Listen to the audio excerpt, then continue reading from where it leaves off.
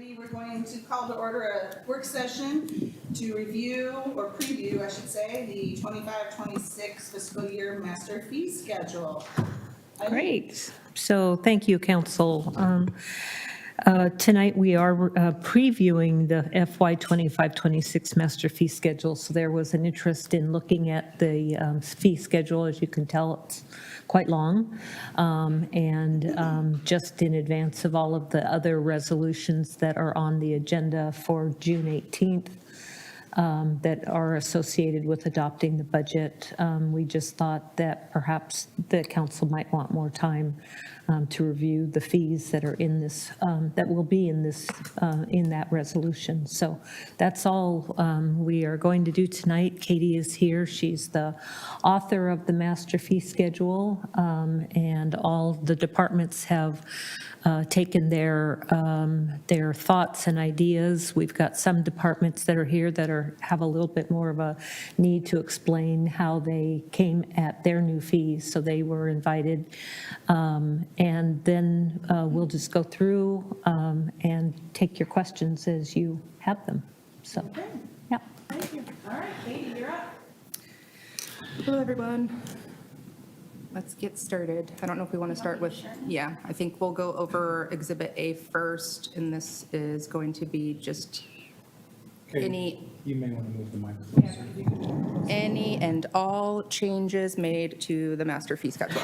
I'm going to back it up here to the beginning.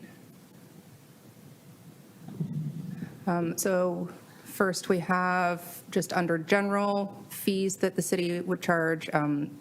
Planning did have a plotter over in their area, but that was recently removed. So we thought nobody's ever come to us for plotter prints anyways. So obviously we needed to remove that.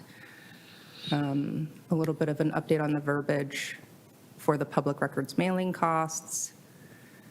And let's see, business closure without notifying city is something that Jillian in finance added. She was doing research for a while, looking at other cities and what they charge for business license fees, and noticed some cities have in their business license application packets that you must notify the city when you're no longer doing business. And there, if you didn't, there would be a fee. And so we're adding that verbiage to our packets as well as fee. A lot of time is spent trying to track down businesses that are no longer active. So that would be a $20 fee, just basically a fine then? Yes. Okay. Yes, So that's a fee against the business. correct. Business owner. You realize that the business is closed and insolvent and the fee. Or they moved or whatever. Enforcement happened. would be difficult, yes. Fee would not because- be paid if the business is insolvent. They will know about it up front. So, okay. And so we're just trying to make sure that there's communication is happening between the business owners and the city. Does that happen a lot? Enough. Okay. Enough. We'll send business license renewals out. Sometimes they'll come back. Sometimes we just don't get them. Jillian's really great at making those calls. So 30 days past the due date, she's on the phone calling all of the businesses on her list that have yet to pay, following up with them. And so the stragglers are usually the ones where, oh, we're not there anymore.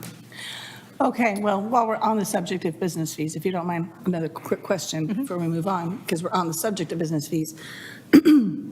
I have several folks that ask me, and I've wondered myself, and other people in my own home have wondered, like, what the heck's the deal with this particular thing going on? When we have, say, someone selling oranges on Territorial, I know that you can have a garage sale. I think in our code, it's like 3 or 4 times a year you can have a garage sale and not need a business license. But if they're selling oranges every week, all spring and summer, without a business license, what are we doing about that? Jillian would be talking to code enforcement. And I do. But they only believe- sell them on the weekends, so nothing happens with code enforcement on the weekends. Well, I know Jillian was in communication with Chris Ann in regards to some stands where they were selling fruit, and it sounds like I can't quite remember, they used a, social security number, but they had multiple stands, so instead of one individual and just one stand, it was multiple people. So technically, we needed multiple licenses. So Jillian was working with Chrisanne on that. Okay. I'll be curious in seeing how that unfolds. Thank you. Yes. We just started here, Hudson. So you didn't miss much. You missed like 5 minutes. We removed the sidewalk vending permit and the 2 vertical housing fees. Discussed that with planning. I don't know why they were ever under administration. And it sounds like the vertical housing fees that we have in here are at the county level, so it's not something that we would even collect on. Getting into library, I wish Marissa was here. It looks like a lot of the fees were updated using the link fees. A lot of those kind of things like the CD case and whatnot, not as relevant as they used to be, not really in need. The bigger changes for library, the cost of the actual materials themselves, and this is under the lost fees. So if somebody checks out a laptop or headphones from the Library of Things and they just either come back damaged or they don't come back, that individual who used their card to check those items out are going to be charged the actual cost to replace the item instead of what we used to have as just a set fee of $350. So I have a question. In the packet, there's a spreadsheet of fees and it doesn't quite match up Yes, with that one. you see Exhibit B. Yeah, That one is really hard to display up here. okay. And that is the list of the entire master fee schedule. And this is just the changes that are being made. So anything removed, added, increased, decreased. Sorry about that, but It showed up bigger. Okay. this one's easier to see. No, I just make, because I was trying to follow my. Yeah. Okay. My apologies. No, I mean, it's fine. I'll just look up there. Or these screens are kind of small, but the library fees, I guess is my understanding that we don't have any control over what the library fees are? It's set by the director, I believe, or Because I think I had a conversation Maybe with the through director Link? that said that the sort of county consortium on the libraries, and I'm just wondering if it's legal to, I mean, is it a possibility? Because it's one of those things where if we can't say no to it, then why are we voting yes on it? I don't know. That's kind of my, We can certainly ask her that. okay. I know that some of those fees that are set by the Link Library, the countywide system are just that, they're set in stone. So, but we can ask her if there is an opportunity or there is a possibility of Because I believe modifying that's what she those. mentioned in a private conversation I had with her. But it'd be nice, like on these fee updates, because if you had like a different color or something for things that we're really not voting on, because if we can't vote no, then a yes is also meaningless, right? It's just a matter of. taking a note on that. Because I've said many times, I think the late fee is way too low, but, Well, we just recently lowered them. So to that end, Eileen, the late fees, the fines for books being late, that's set by Link now? Or is there a reason that unbeknownst to us why they were lowered? I will have to get back. yeah, she told me that, like I say, in a private conversation, but I'd like to have it be stated in front of everybody. If that's the case, then that's the case, but I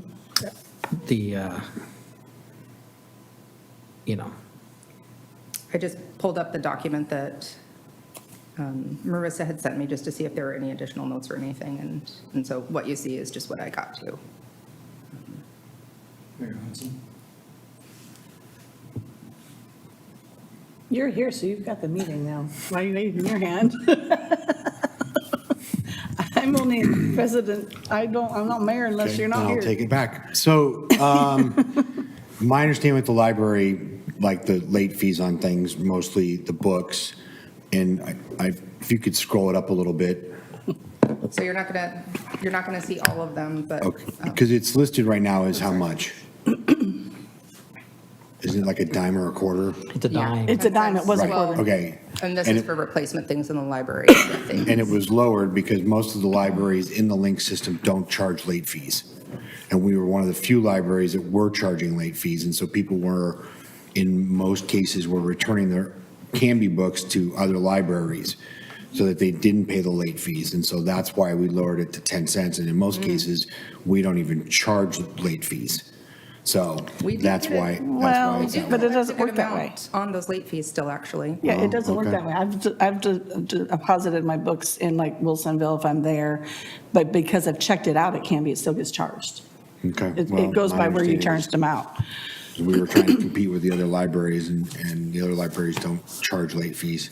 Well, I just feel like if we're not getting our fair share of the link money because of the boundaries, we should be able to set our fees to help our revenue at the library. I'm just saying, like I say, if you can afford a dime, you can afford a quarter.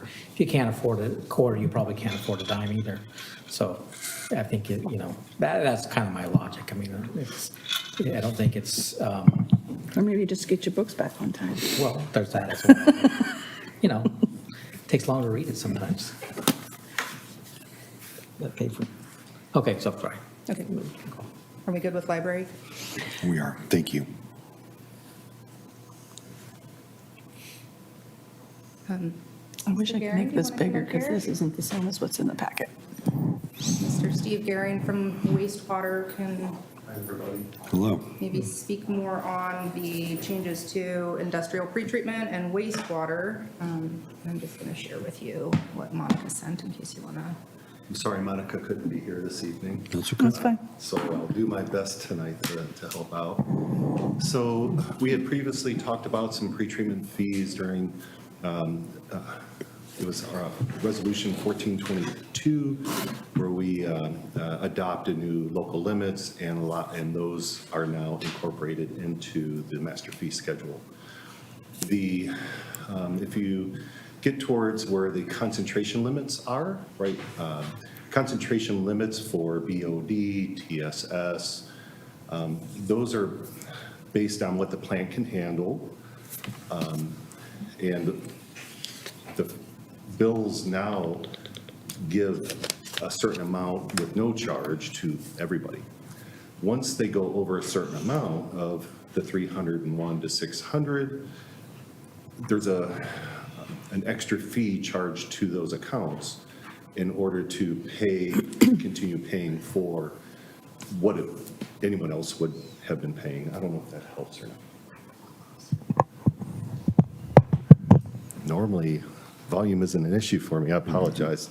You're okay. So it's a tiered system. So from 0 to 300, there's no extra fee. It's already included in each bill.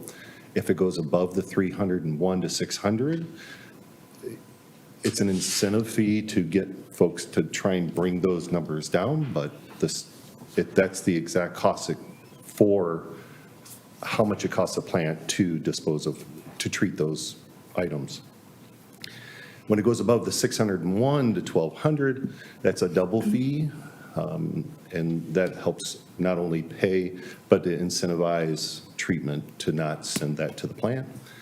And then above 1200, the pretreatment program can require that they install some pretreatment equipment to bring down those numbers.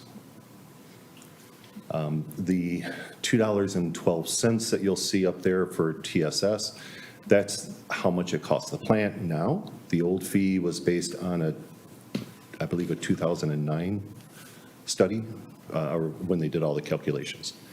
So those are what the fees are now for the plant to treat them. Any questions on concentration fees? And then the industrial wastewater discharge permit renewal fee, we've That we added this year in order to bring the cost down from the $5,000 for the regular permit fee. That $5,000 fee is still there. We've also included a fee for an annual industrial pretreatment fee, which is, I'm trying to see it, $1,687.50. That's every year. And so though the prices come down to $2,500, there's an annual fee that helps pay for what it costs to do compliance on all of those folks who are in the industrial pretreatment program.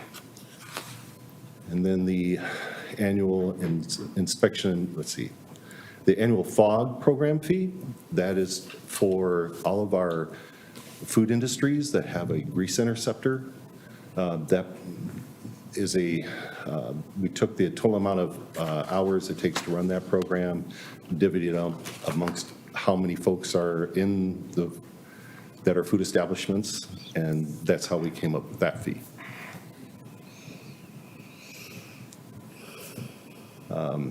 Let's see. So the failure to maintain a grease control equipment fee is not one that we will come across very often. Right now, if someone chooses to not clean their grease interceptor, and when that happens, grease goes right to the wastewater treatment plant, there's no fee for doing that, no incentive other than more compliance and more letters and whatnot.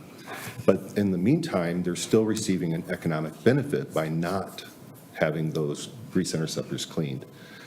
So the way we design this is if the Public Works Director decides to implement the economic benefit ×2, it would only be at their discretion, not at mine. And that allows us to, so if they should have cleaned their grease trap 6 times and saved $1,200, then they would be billed a fee of, what did I say, $600, so $1,200, or double whatever they had an economic benefit on. I've only had one business that I've had a conversation with today and let them know that it's always a possibility that that could be there. And they said they would get with their tenant and they'll kind of restart the clock.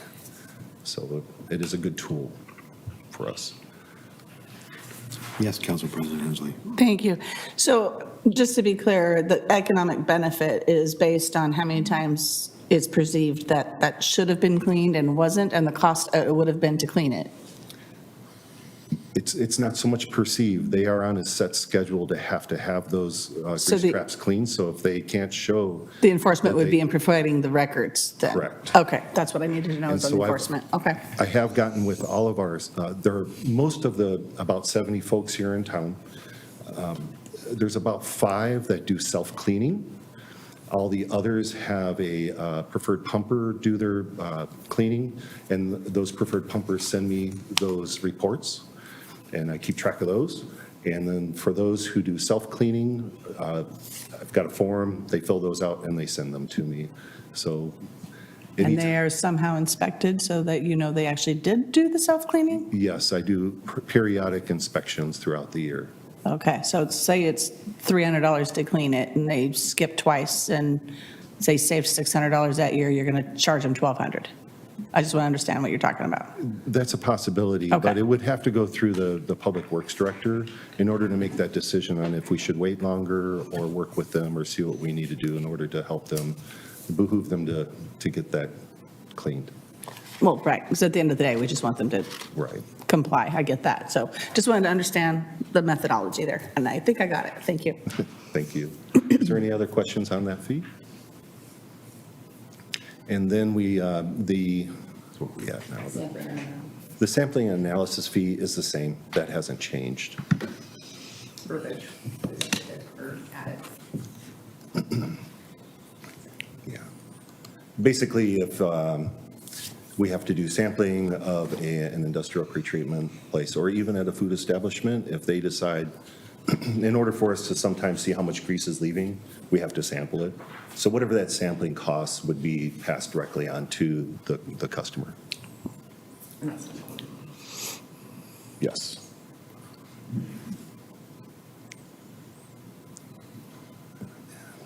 Is That's there it for any? your section. Thank you. So, just quickly, Teresa, did you get the text from Jason? He said he texted you about getting a link or something. Maybe he didn't. He texted me. Texted me. Okay.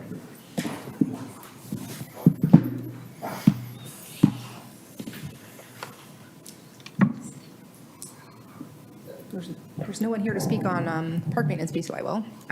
It's the typical CPI index increase. Actually, let me look at the percentage increase real quick.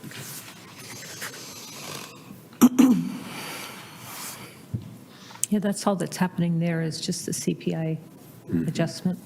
Yeah.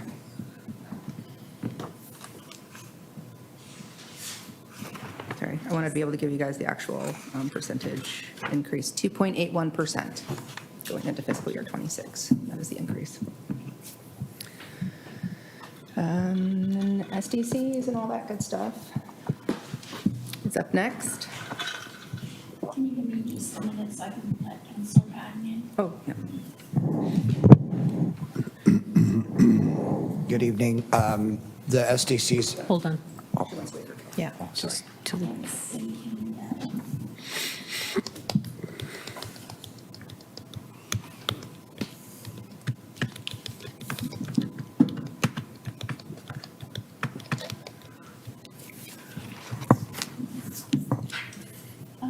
Maybe we'll be okay for a minute. I'll just watch for him on here, and then I'll interrupt you. Is that okay?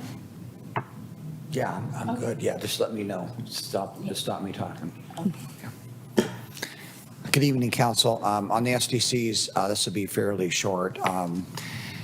As you all know, we're updating our system development charges holistically. Those will hopefully be adopted by the end of the year, 2025. In the interim for fiscal year 25-26, before that happens, we will be adjusting our system development charge across the board by the engineering index that we have been using each year based on inflation.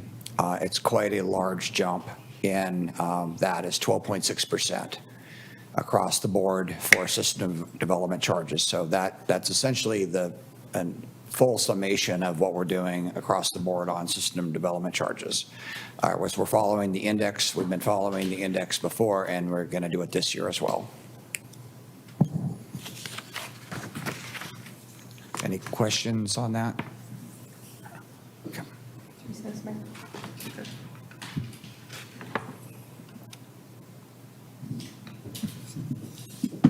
Teresa, do I still have? Oh, sorry. Now you should be able to.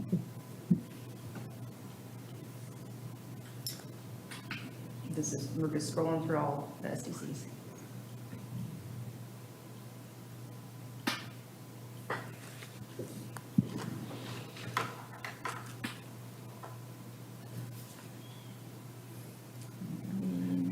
I'm going to give Closer into planning. Brianna the middle seat here. Okay, let me get Councilor Patton in, please.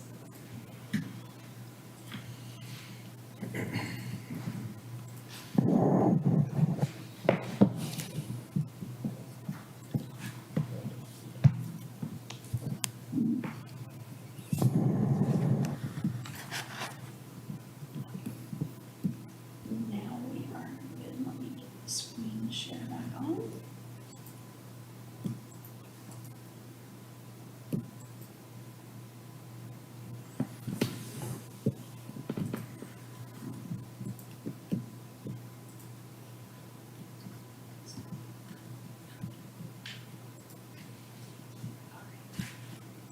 Now you should be able to do something. Wonderful.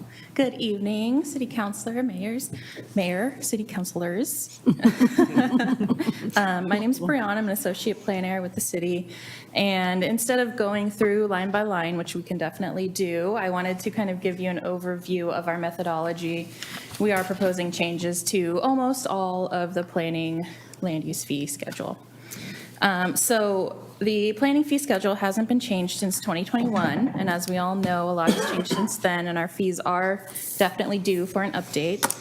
When we approached this task, we had a total of 5 goals.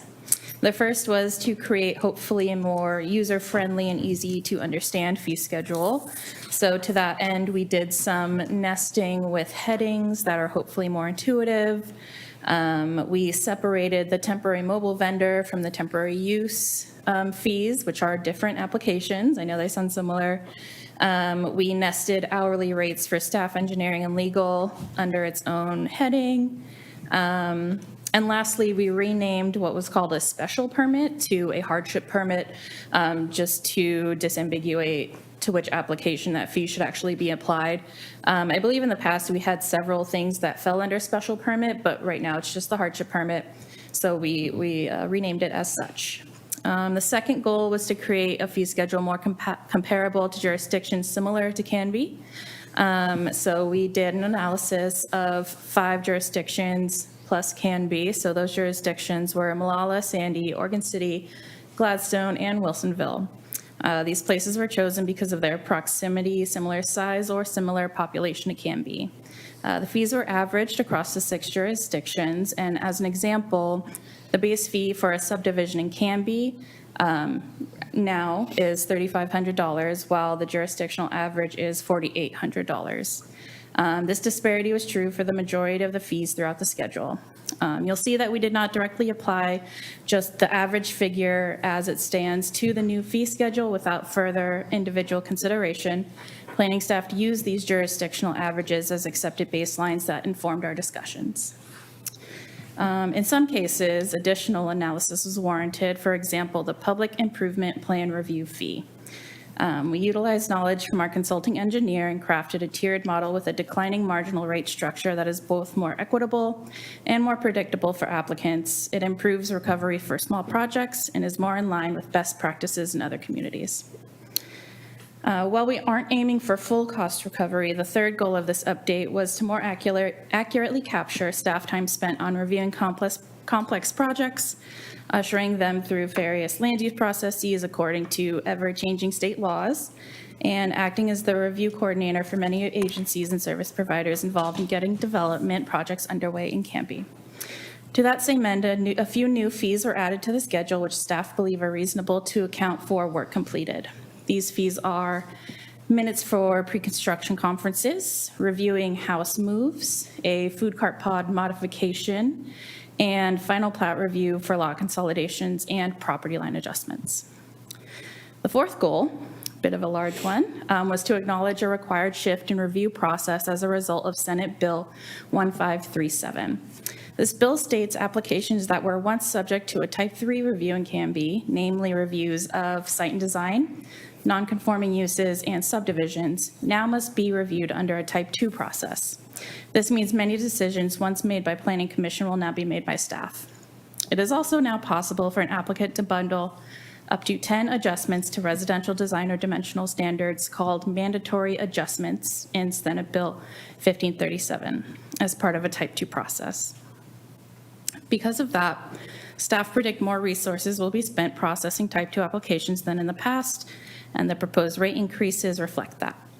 A mandatory adjustment fee line item has also been added to the schedule to capture work associated with those newly required Type 2 adjustments. The final goal was to find a way to allow fees to stay in line with market costs and reduce the amount of staff time needed to perform fee analysis every year. Therefore, an annual automatic fee increase has been included in the fee schedule to be applied based on the CPU for the Western region, CPI-U. Thank you. The figure is typically between 2% and 6%. Other jurisdictions apply the same factor, and there are examples of it being applied to fees collected by other departments in the city. Before I close, I'll just quickly discuss the building permit fee schedule. Clackamas County performs the building permit review functions for the city as they do for the majority of other jurisdictions within the county. Canby is unique in that we have our own building fee schedule. However, as other jurisdictions defer to the county fee schedule. We discussed these fees with Clackamas County, and they requested we add a few fees to our schedule to reflect work they are doing that is not currently being captured. Those are residential, commercial, and industrial demolition, and the final certificate of occupancy review fees.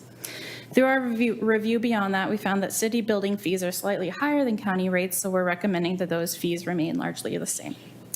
And thank you, and I'm open for questions. I have a question. So for a developer wants to start planning, do they pay the fees when the project's beginning or when the project's over, or when, or is it? So they start paying fees before the project begins. So it starts with a pre-application conference. So you come to us, we're kind of the first line here of review. So you would come, before you even submit a land use application, we have a pre-application conference. So we're really from conception all the way through land use approval, which is either made by staff or planning commission. At that point, they have to also work with Public Works in the county to actually break ground. Can you please hold? Yeah, I have to get Counselor Patton back in. Oh, yeah. For some reason, he ended up getting bounced out.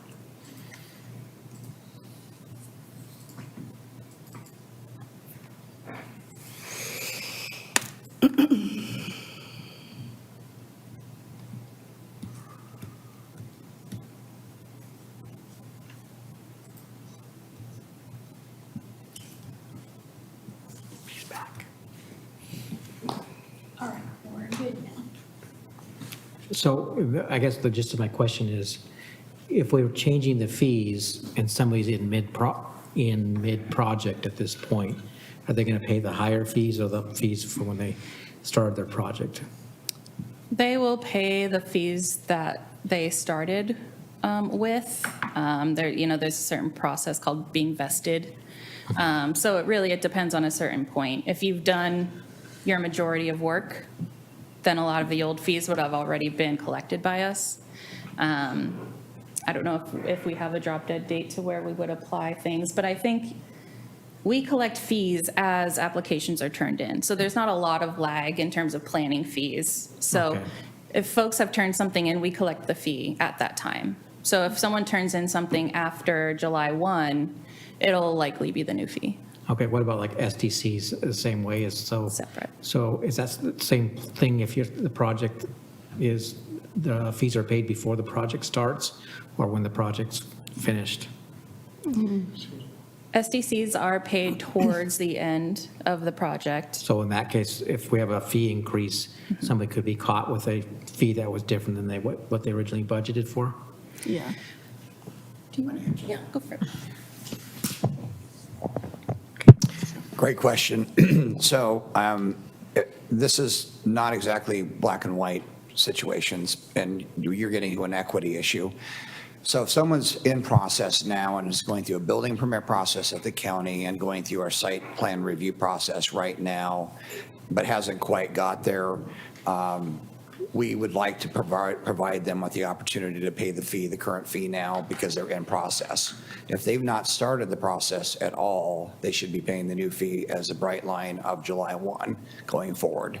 That seems like an equity and a fairness issue. The code really doesn't define this exactly, but that's the line that we're planning to use. Okay, I think it's just important to give them the option instead of surprise them at the end. No, when I think when this fee increase will be noticeable, the next system development charge fee will be very noticeable. That one is going to be very much, probably get media attention as well, because it will be a large jump compared to this jump. Okay. So I'm just saying is that raising the fees, I think is always, can be a great idea, but how you raise them as well there's good ways and bad ways. And one bad way is to say, everybody, surprise, your costs are doubled. If somebody is almost done with their project, it does not feel fair to hammer them with extra fees just because they missed a couple of days of time. That's the line there, yeah. Council President Henley. Thank you. Two things. There was a lot of information at once, and so if you answered this question in your presentation, I missed it, I apologize. But you said the words, you're not trying to get full cost recovery. Correct. I would like an explanation as to why not, and then I do have another question after that. I'll let Dawn back me up if I don't, but we're not pursuing full cost recovery because in order to do so legally, we would need to basically do an analysis of all of our costs and planning, which would include hiring an outside consultant, spending who knows how long, perhaps months. So, we didn't have the bandwidth for that. I don't think we necessarily need to do that at this point for planning. I think all of our collective knowledge in the department has gotten us closer to, where we need to be. But the output might not be worth all of the work. Been doing enough investigations, Right. and so those are expensive, but you feel you're in the ballpark then, at least? Okay. Second question is, give us an example of what a hardship would be. A hardship perhaps would be a medical hardship. Say, you live in your home and you need something that the zoning doesn't allow. Perhaps it's, this is a little bit different actually because now we do allow sort of an ADU or a second unit. But the theory of a hardship permit is, you need a caretaker now. So whether it's short-term or long-term, even if the zoning wouldn't allow sort of a second unit, in that very unique case, we would look at it as a hardship and perhaps make that exception. Another example would be if your home burned down. You could have, a trailer or, a sort of temporary home on your lot while you're rebuilding. Okay. So pretty unique situation. Okay, makes sense. All right, thank you. Okay, All right. Thanks. Good job. thanks. Brianna's work was very thorough that she submitted to us. So give her kudos. I was also going to say too, I think Lainey is talking to some of the, like Mark's Place and people, folks there and kind of gives them a heads up about the fees increasing. I think they're well aware, but I think there's always communication too, so it's not no surprises.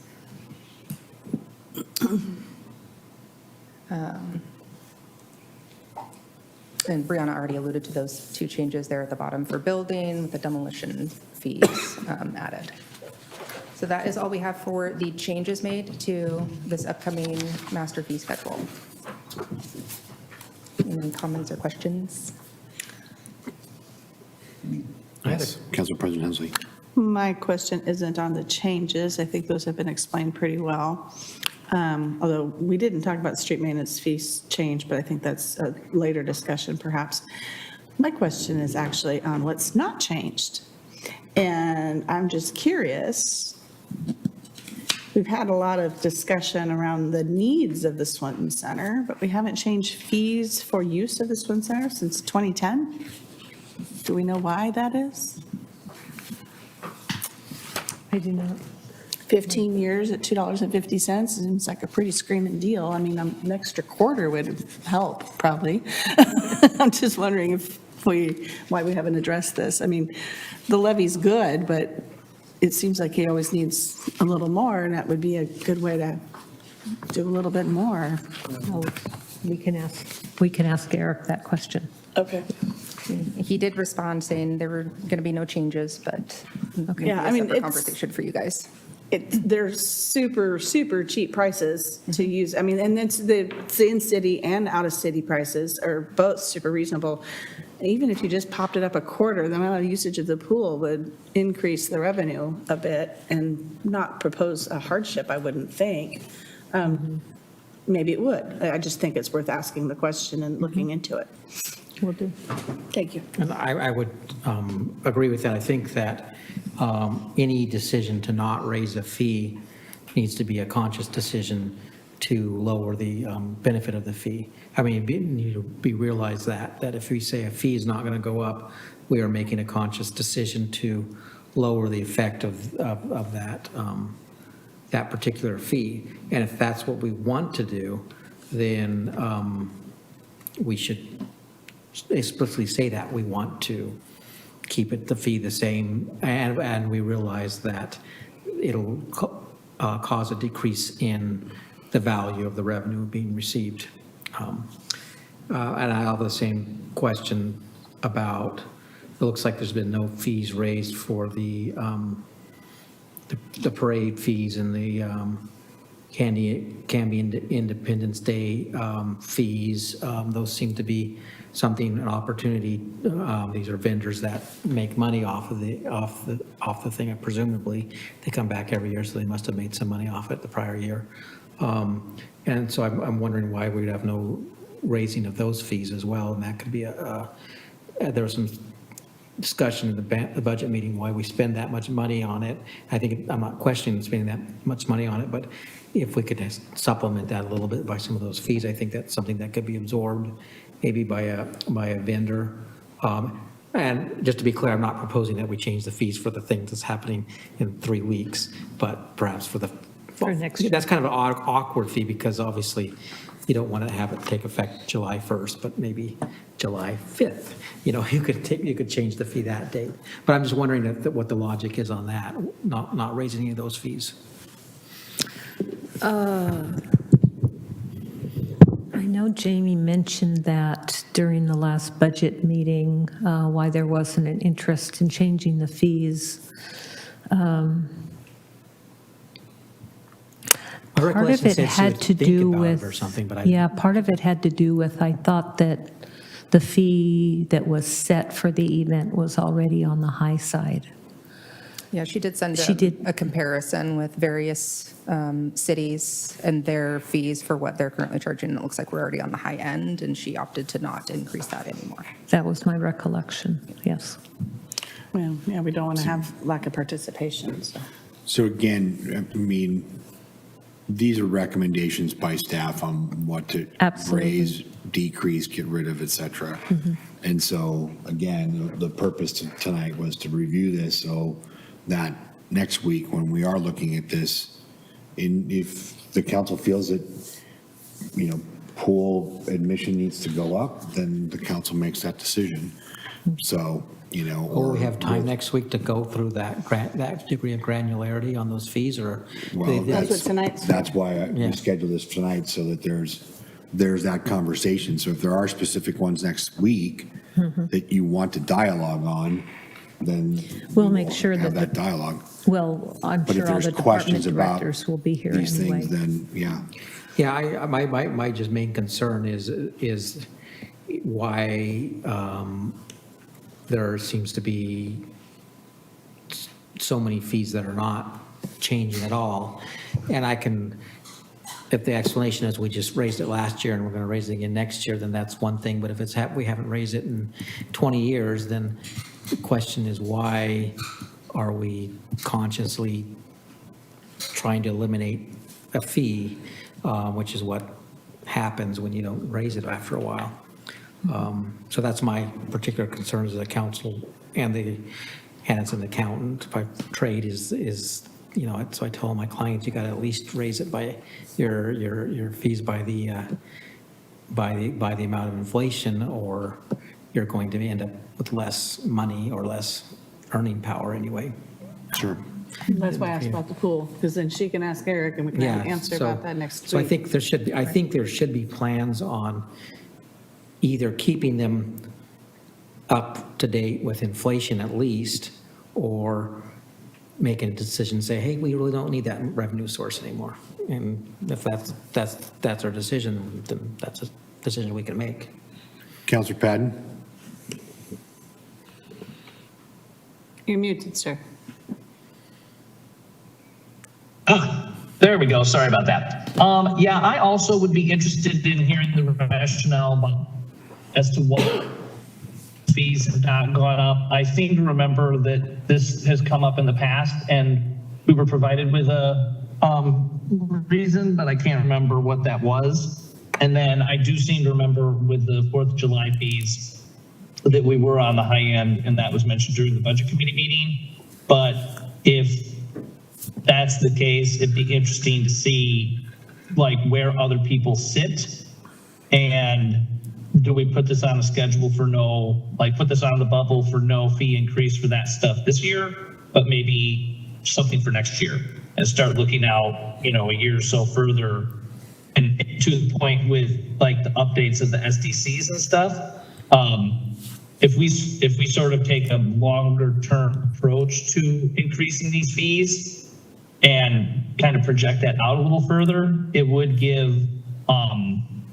developers and stuff an idea of where our mindset is as council, and so they can sort of plan accordingly in case there are those fee increases, rather than saying, oh, it's now time to do this again, and these are what those fees are, if that sort of makes sense.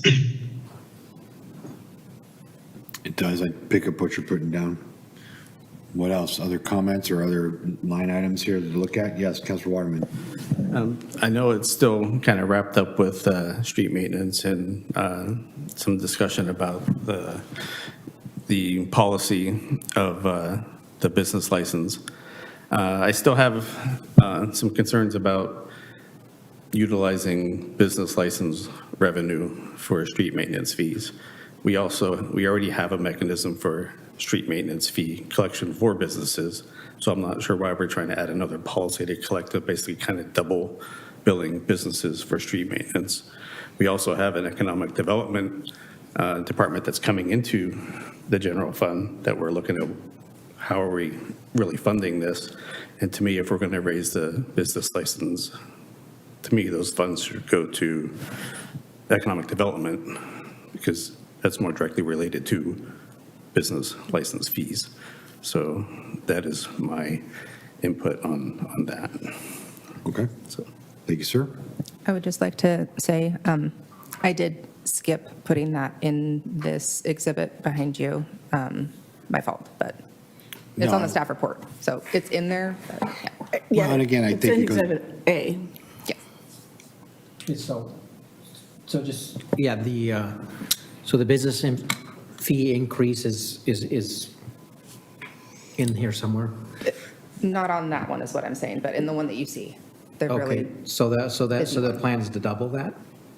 From 50 to $100. That was the proposal, Yeah. yes, by the So Street Maintenance if- Task Force. If there's a chance to object to that, I would like to object to that and have more further discussion. It seems like that was just sort of taken as a let's do it without discussion sort of thing. At least I don't remember having much discussion other than people saying that some committee recommended it, which that's fine, but I don't know that I agree with it. And I'm not opposed to raising it either, but anytime you double a fee on something, it's something that needs to be looked at. And I also agree with that. If we're using it to fund the streets, then why are we not just including a raise in the street maintenance fee, that's what the purpose of the street maintenance fee is for, instead of having another street maintenance fee. So basically you're saying we're having two street maintenance fees, one street maintenance fee we're going to call street maintenance fee, another street maintenance fee we're going to call a business license. And I totally agree with Councilor Waterman. That just doesn't seem logical or weird. If we say that business need to pay more for the streets, then there is already a street maintenance fee that we can tweak the definition or the fees or the amounts or something to do it that way. Well, and correct me if I'm wrong, council and staff, I thought with the last city council meeting, we had opted to put a hold on any of those increases until, so really it's still going to remain at $50. okay. Right. So, And the street maintenance fee wouldn't go up by the CPI yet either. That discussion isn't done. So just to be clear that when we vote next week, I would like to say we're not voting on the increase in the business fee from 50 to 100, at least not without more. that was my understanding from our last council meeting that that's what we opted to. Okay, if that's the case, then Just a pause button, but it's in Exhibit A, but not in your B, correct? So Yeah. I must have misunderstood that. I thought there was interest in going ahead with the street or with the business license fee increase to pay for street maintenance, but that's on hold as well. no interest from me, no interest from him. I think there's mixed interest, but personally, I'm more interested in seeing the whole package come forward first. Okay. And I don't see any reason why we shouldn't increase the business license fee. To be determined what the extra goes to. I know that there's a proposal for street maintenance, but the economic development has also been brought forward as an idea.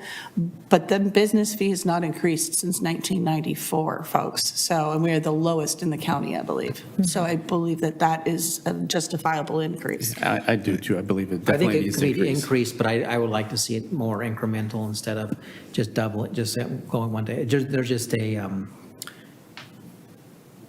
anyway, there's an art to raising fees. I go with a lot of my clients that a doubling of the fees often is not the best strategy, to let people know ahead of time. But I just paid my fee yesterday, so I'm good for another year. Counselor Patton? Yeah, I just wanted to throw out that in the conversations that the street maintenance task force had about trying to generate revenue from different sources, the business license fee was not the only non-direct street fee that they were initially talking about. There was also talk about, is there a way to add a fee to tickets sold for events at the Clackamas County Events Center and things of that nature? Is there a way to assess a fee towards traffic citations and that? So it wasn't necessarily that the business licenses were the only fee that were chosen. That just was one that they settled on that was a fair slam dunk or no-brainer just because of how long it had been since they had been updated. What the council decides is neither here nor there, but I just wanted to make it clear that it wasn't that the task force had just been targeting this one. There were other ones that were sort of looked at. Correct. It's just the one that was the easiest to implement. Yeah. Exactly. Okay, any other line items for questions for staff to maybe do some homework on before next week, or y'all want to bat around? Yes, Council President. I would like some more information about the library fines and fees and how much of that is actually top down and how much Marissa has to decide on her own. Okay. So, because library funding seems to be a source of contention every year, I don't know why we're cutting our own funding. So I would like to see either them increase a bit, maybe back to where they were even, or some good solid reason why we're not. Okay, will do. Is there interest in keeping the business license fee at $100 and deciding later on what the increase goes for, or should we lower the business license fee back to $50? Well, again, with us, this is a work session. I don't think, can, No, you're just giving us direction so that we can modify the resolution for next week, so. I'm good with leaving it at 100. And then, we know that the street maintenance task force has had a plan, but there's another idea at the table. It's not been increased in 30 years. I think it's good time to maybe increase Well, it. like I said, I'm not opposed to increasing it either, but my personal opinion is it should be done, one, a little more gradually, and two, so one of the issues I mentioned earlier is that not every business in the city has a business license, and there might be a way of structuring the business license. So if I wanted to get a business license, I might get some sort of benefit for getting a business license other than just hope they don't catch me if I don't kind of thing. And they won't catch you. The City of Canby won't catch you. Can you name those businesses then? Or something. I know that because, I see it all the time. And I tell my clients, you should probably do this. And they say, well, what happens if I don't? And I says, well, they could come after you, but, I haven't yet seen it. And maybe you've applied it before, and I could be wrong there.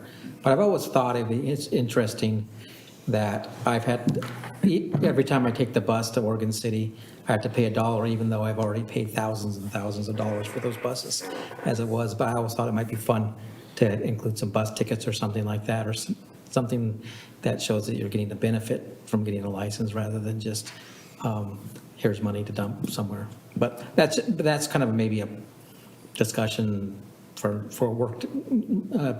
a different workday. But I know the idea is that if you double the fees, that's not going to encourage more people to get business licenses. And the real money generator off the business license for the city is not the license fee, it's the transit fees. Yeah. Since we have a little time before we can have our next meeting, to his point, what is the consequence if a business doesn't have a license? And they get caught. Code enforcement comes and visits. And does what? So you'll have to pay the $50 license fee as well as a $50 non-filed fee, I believe. So you have It's to, essentially $100. so you buy your license and then get a fine for not having it? Well, you don't have a license and you get caught, it's a $50 fine, and then you still have to pay the $50 to get your business license. Is there a follow-up to those? So As far as code enforcement? Correct. Say they get fined the first time for not having their license. What's the follow-up if they continue not to?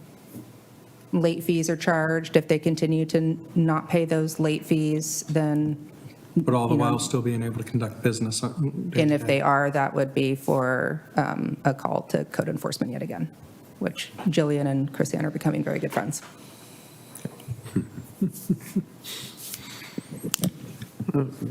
Yes. Does the city have any authority to, I guess, do like a cease and desist on a business that is not complying? Yeah, and from what Okay. I know, maybe, yeah, you might know more. I just remember a former employee discussing that they had never got to that point, but it would go to the courts. Okay. As a practical matter, a lot of businesses are home-based, and there would be no indication to anybody in the city that a business was being operated out of that. I know it because I do their taxes, I file Schedule C. I'm not even sure what the threshold of what's considered a business and what isn't a business. I think probably the official one is over $400. I think that's what it says on the form. But if they make $500 because they sold a cow at the fair. I mean, at what point does it? And you may think it's sort of an academic question, but it's something that our office deals with all the time. It's like, do you want to, and the question isn't, do you want a business license? The question is, do you want to pay the transit tax? And that's what the business license means to people. I'm just saying that as a practical matter of what I've seen, having dealt with it for the last 15 years. I know there's a number of, just from what I've heard, businesses that like to discuss their home-based businesses on social media apps, which some of our employees in finance are aware of and have been looking into as well. So we're trying to capture all of those. No, and that's the same thing with, Home Away and VRBO and Yes, those others as the well. transient room tax. Yes. But they also have business license. Yeah, we have Airbnbs in town that I'm not sure are registered, but. And of course, that depends because the city transit tax has to do with self-employment earnings, and there's different rules about whether substantial services are required. It's a very complicated tax issue, but if no Schedule SC is produced, then there is no transit tax, at least it's the way that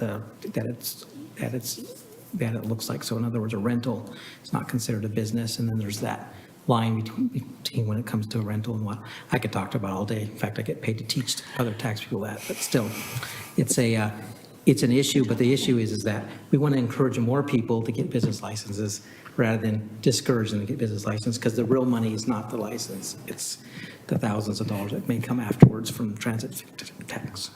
I would submit that if our business license has been so cheap over the last 20 years that it's the cheapest around, if that wasn't incentive enough for them to get the business license, another $50 is probably not going to dissuade them any more than where it's already at. And we can't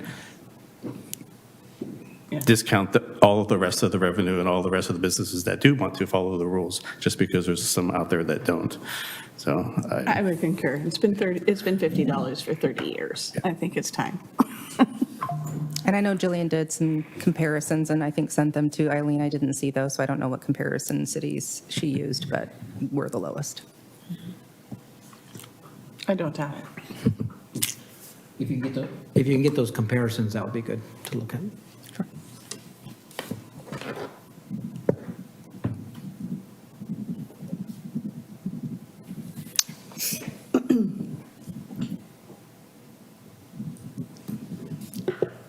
What else?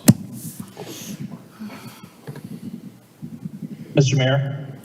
Yes, Counselor Patton. A couple of things. I guess I can kind of see both ways here regarding, 100% increase in the business license fee and whether it goes to one place or not. I would be, I will advocate for some sort of increase, even if it's like a 20% increase, it should be $10, we bring it up to 60, and then we work to get it more on a set schedule for the future. I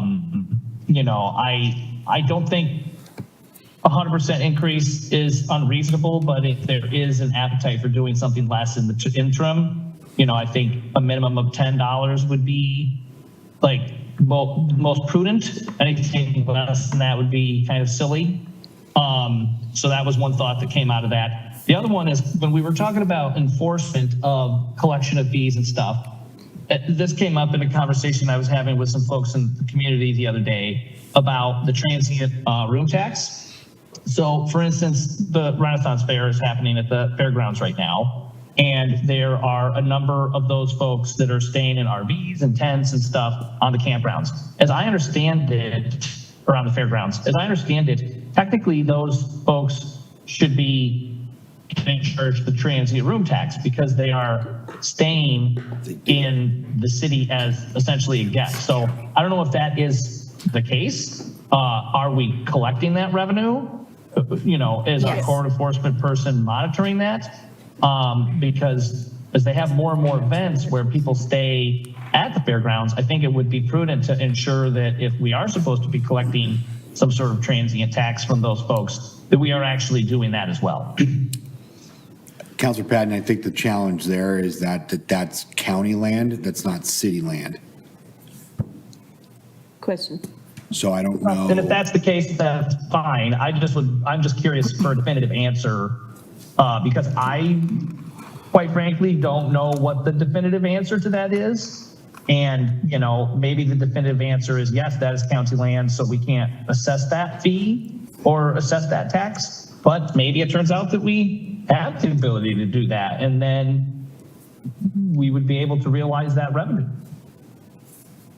Yeah, I think that'd be a quick call to Brian over at the event center. He would know. Yeah, it is county land, but it's in the city limits, and it was just confirmed even this morning at the Traffic Safety Commission meeting that the only time that the county actually has jurisdiction over the land is during the fair. All the other events, it's city cops that have to answer. Is it only during the county fair? Or County fair, the Clackamas County Fair is when the Clackamas County sheriffs come to direct traffic and all that. Any other event that they hold at the fairgrounds, Canby PD is the responding agency. So I would like an answer to that too, because I was under the understanding that the transient room tax for the campground there did come to the city. So that is a good piece of information that we would need. I'm nodding yes, because the county does have an account for the fair, but not just for the fair. And we have collected transient room tax from the county. It has fallen off. I don't see any notes as to why. Oh, I would look into that, because Renaissance yes. Fair has doubled their week, they're all It's 4 weeks huge. now. It's huge. You got Hair Fest, you got, Yeah. the 4-H kids stay, there's a lot of camping going on over Yeah, there. and so. I believe that for the Renaissance Fair specifically, that it is the folks working the fair that stay there, and it's not people coming to stay there from out of town or anything. I don't know, but there's a lot of still. RVs over there. Yeah, yeah. It's like the traveling carnival. Yeah, so the people who are, knowing the nature of Renaissance fairs, being a Renaissance nerd myself, most of the people that are staying there because they are actors within the Renaissance Fair troupe. So, but still, even if there was a different event and they were renting a hotel room in the city or an Airbnb, they would essentially still be paying that tax because they're staying temporarily in the city. So that's why I'm just curious as to what the actual breakdown of that is. You want the breakdown of what? Who's paying what? Well, over there? if they are paying for those, like if someone is counting all the people who For are the county. staying there, like is every tent being assessed a tax or RV or whatever? Are we foregoing revenue that we shouldn't be? Got it, thank you. And it sounds like more research needs to be done into that. Yes. Unless my earbuds have crapped out on me and I didn't Nope, you're good. realize it. No, you're hearing it. I had the same question. Okay.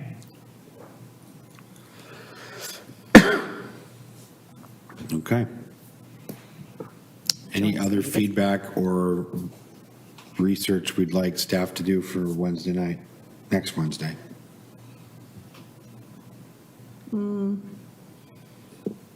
Yeah, I think I pecked at it enough. And then what would be the time frame for any changes or modifications to the master fee schedule, since this is going to adoption next Wednesday?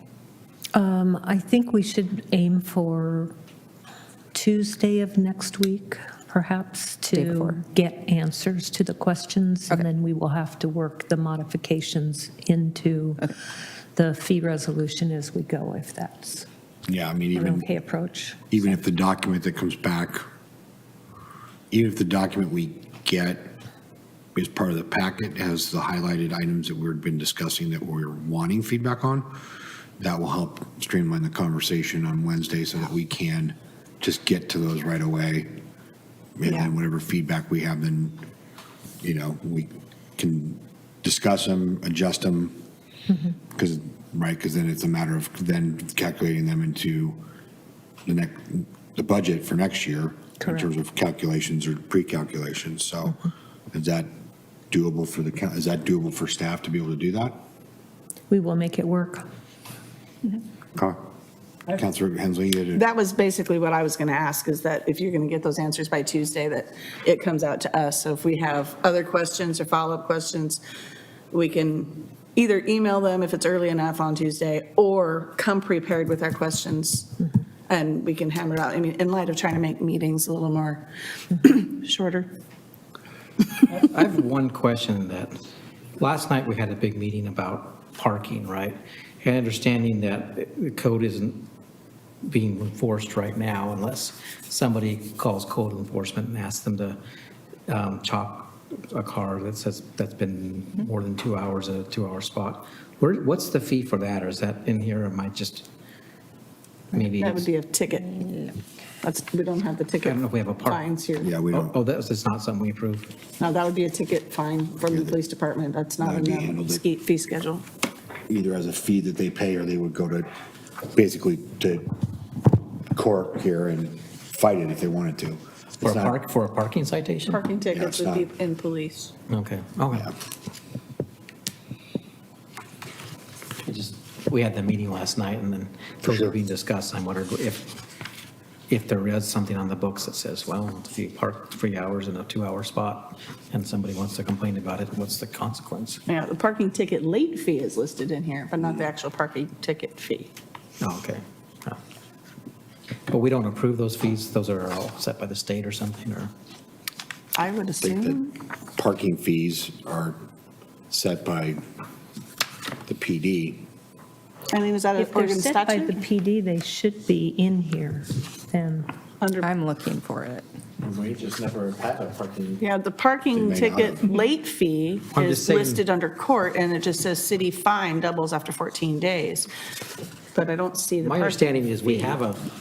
have a parking, it's just, it's only enforced on a complaint-driven. Correct. So All it of should be, code technically, there enforcement. should be a fine of some dollar amount there, that if I were to really complain about somebody and they came and they got caught and whatever, you'd have, that dollar amount should be somewhere.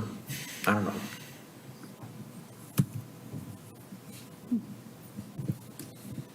Yeah, it just says city fine doubles after 14 days. The fine ranges from $15 to $25, but it doesn't state what the fine range, what's indicative of what fine you get. It doesn't say.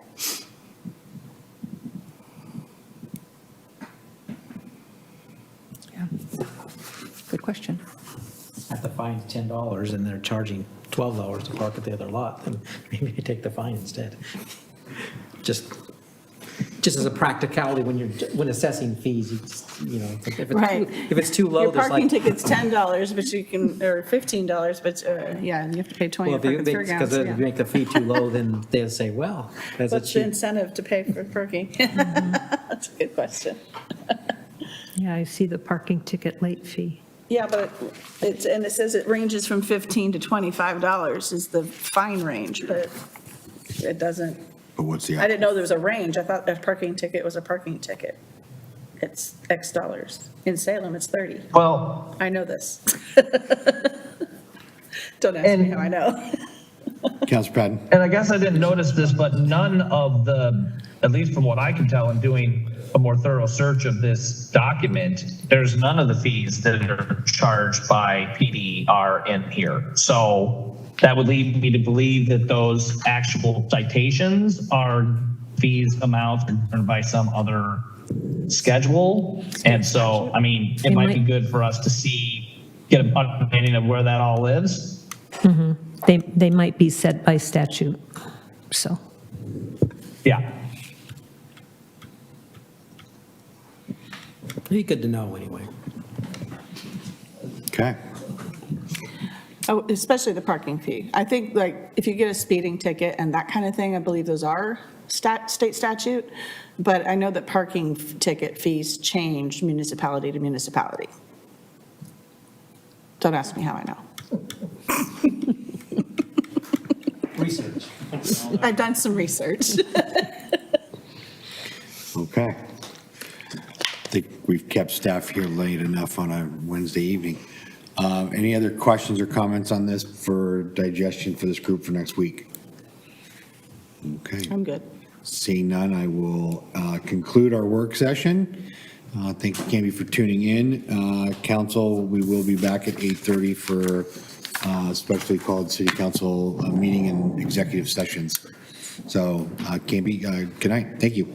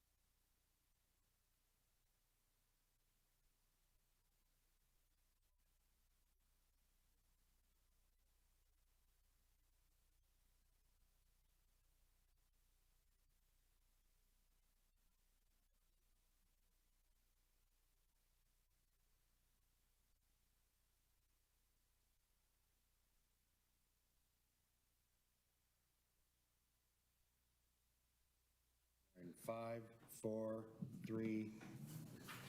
Good evening, Canby. Council returning from executive session for our specially called city council meeting. We have some business to take care of here this evening, and concerning the position of our city administrator. Mr. Mayor, I move to terminate Eileen Stein from her position as city administrator without cause under Section 13B of her employment agreement with the city. Second.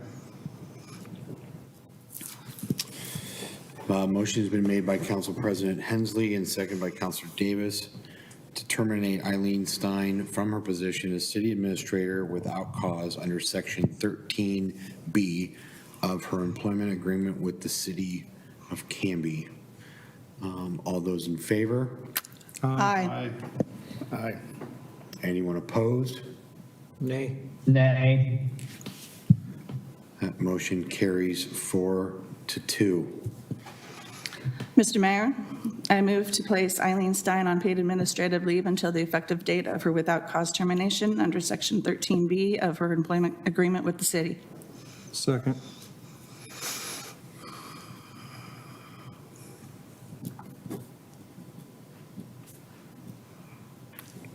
Motion has been made by Council President Hensley and seconded by Councilor Maldonado.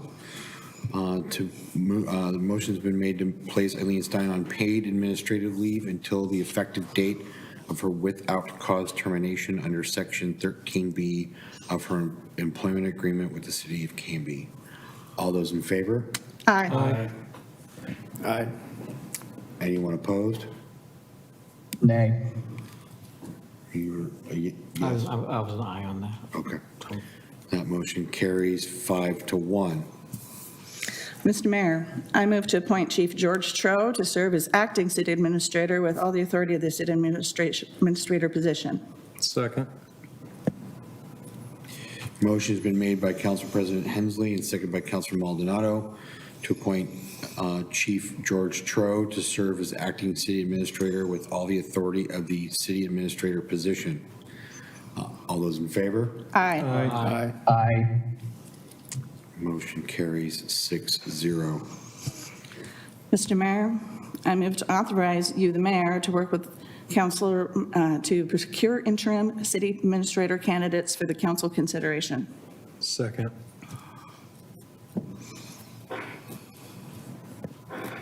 Motion has been made by Council President Hensley and seconded by Councilor Maldonado to authorize myself, the mayor, to procure interim city administrator candidates for the council consideration. All those in favor? Aye. Aye. Aye. No opposition. That passes 6-0. Mr. Mayor, I move to have you, the mayor, issue a statement titled City Administration to the city employees on behalf of this council. Second. Motion has been made by Council President Hensley and seconded by Councilor Maldonado for the mayor to issue a statement titled City Administration to the city employees on behalf of the council. All those in favor? Aye. Aye. Seeing none opposed, that passes 6-0. Emily, is there any other business that we need to attend to this evening regarding this? Okay. Mr. Mayor, I move we adjourn. Second. Motion's been made by Council President Hensley and seconded by Councilor Maldonado to adjourn. All those in favor? Aye. Anyone opposed? Nay. We are, Laugh it up. Laugh it up. 5. Yep. Motion passes 5-1 to adjourn. Good night, Canby.